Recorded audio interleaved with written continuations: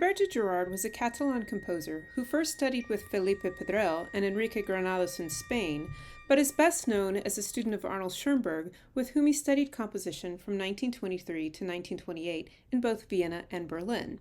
Gerhard's music covers the gamut of French Impressionism, serial chamber and symphonic works, and incidental music for ballet, theater, and film.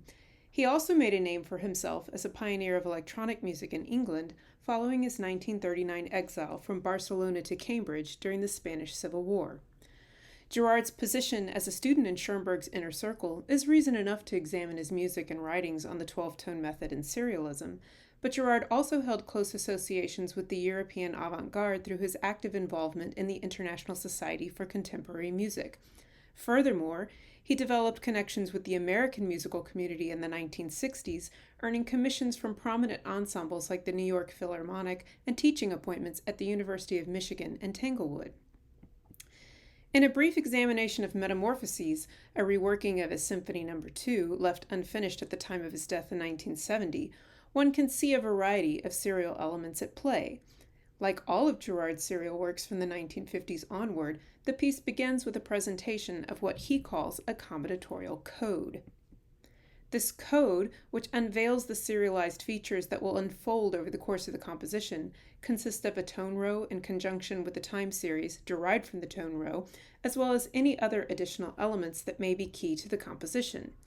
Here, the tone row begins with a low B3 played by the bassoon and the accordion. The other instruments enter in succession, presenting all 12 pitches of the tone row in the opening 20 measures.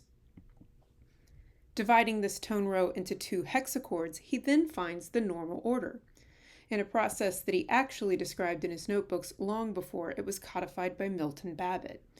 Here, the normal order of the opening hexachord begins with the pitch E, which he calls the horizon tone, and subtracts its integer number 4 from all of the numbers of the tone row to produce an independent time series for determining the durations of each note measured in eighth notes, among other things.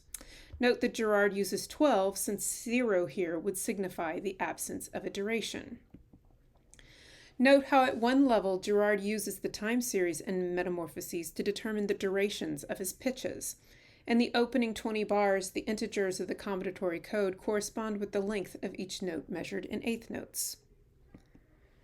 Gerhard then parsed his time series into 2 discrete time aggregates, or time sets, to generate proportions for ruling additional temporal elements.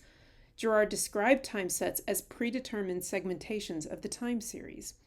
Here, the first 6 integers represent one time set, the last 6 make up the second time set. The proportion of the time sets is derived from adding together the integers of each set to create a value. This value is then compared proportionally to the value of the remaining time set. Here, 7, 3, 8, 2, 12, and 1 add up to 33. The remaining numbers yield 45.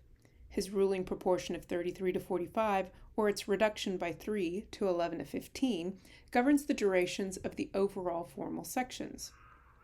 Gerhard used this ruling proportion to govern a myriad of temporal elements, such as entrances of tone rows, the durations of small and large formal sections, tempi, and minstrel markings, and more.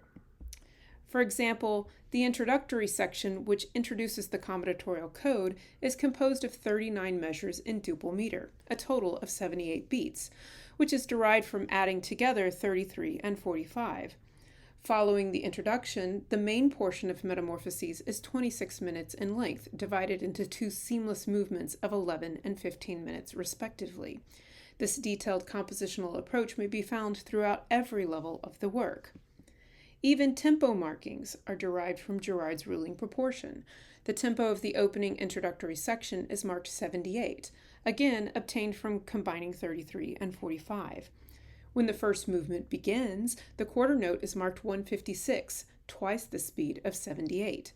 The second movement consists of 3 large sections marked 52, 78, and 104, all derived from multiples of the combined totals of 11 and 15, or 33 and 45, all proportions derived from the time series, which was originally derived from the tone row. While Gerhard ultimately relied on his ear as the final arbiter and ultimately altered most of his pre-compositional plans beyond recognition, The combinatorial codes present in this work still provide a useful tool for analyzing his compositions and his unique approach to integral serialism.